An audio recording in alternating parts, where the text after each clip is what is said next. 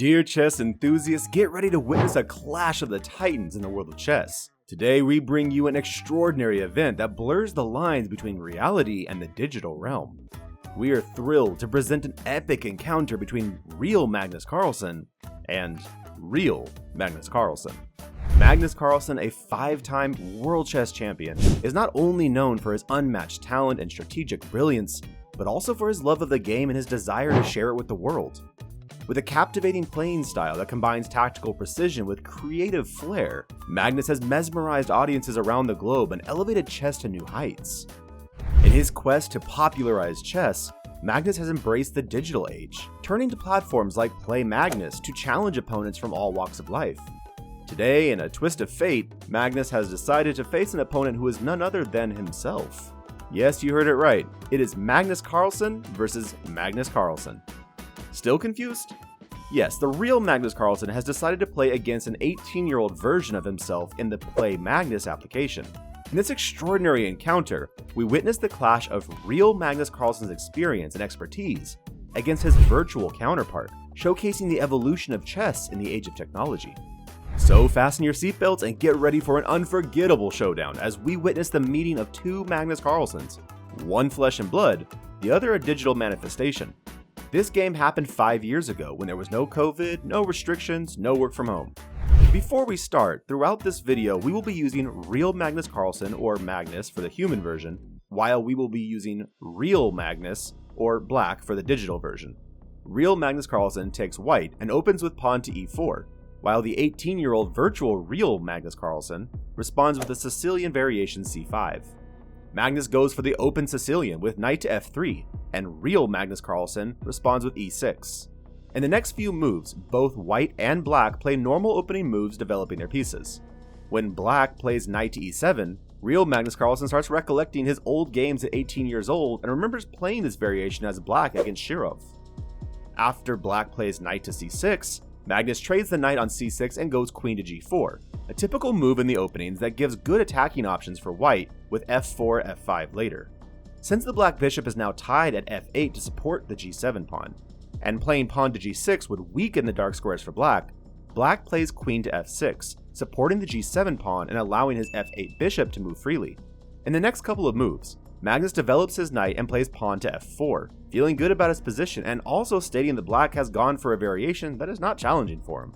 Black gives a check by taking the queen to the center of the board on the d4 square, and Magnus says he is not sure what his opponent is trying to do.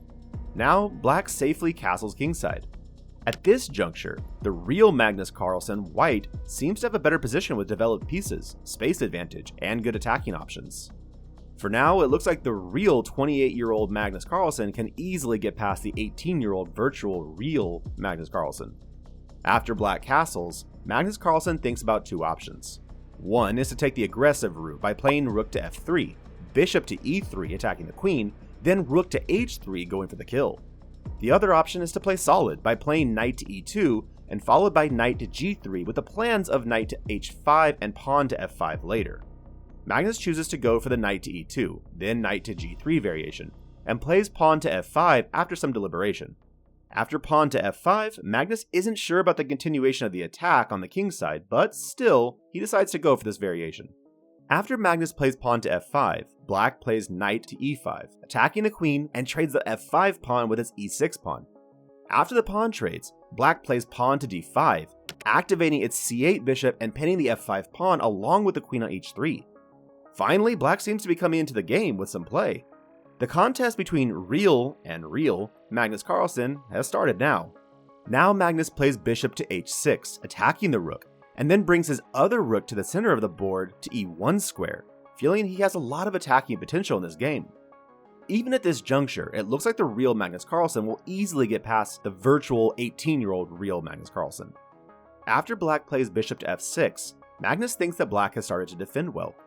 Magnus now thinks about different options to continue the attack, one of them being playing pawn to c4 and getting the e4 square. The other option is bishop to e3, then queen to h6. However, Magnus decides to play rook to e3 in the end without much happiness, as he still isn't able to figure out the correct plan to attack. After black plays bishop to d7, Magnus goes for the knight to h5 sacrifice, attacking the f6 bishop. Black happily takes the knight and trades white's d3 bishop for its e5 knight. Magnus thought he could take back the d3 piece with his rook, however he now realizes that he has missed black's strong queen to f2 move. Magnus takes the piece on d3 with his rook. Black, as expected, plays queen to f2, utilizing the back rank weakness for white. If Magnus Carlsen takes the queen, black can play rook to e1 and achieve a back rank mate. So Magnus Carlsen plays rook to f3 to support the f1 rook. Then the black queen goes to e2, pinning the f3 rook. Magnus then plays bishop to g5. Black takes the pawn on b2, and Magnus feels that it isn't a worthy move for black, as he can now play pawn to f6 and continue the attack, and the bishop on b2 won't be defending the king for some time. Black calmly plays king to h8. Magnus goes bishop to h6, with the plans of queen to f7 and bishop to g7. However, Magnus overlooked a very good defending move for black with rook to g8. With rook to g8, black is threatening mate in 1, with queen going to g2. Then, even if Magnus plays bishop to g7, black can take the bishop with his rook. After white plays pawn to g7, black can play bishop to g7 instead of king to g7. This crucial move of bishop to g7 is what Magnus overlooked, and he seems visibly upset with himself. Now the real Magnus Carlsen has taken the initiative and has good advantage. With no other options, Magnus goes for the same variation and grabs the f7 pawn with his queen. Now this becomes another blunder as black plays rook to f8, attacking the f7 queen.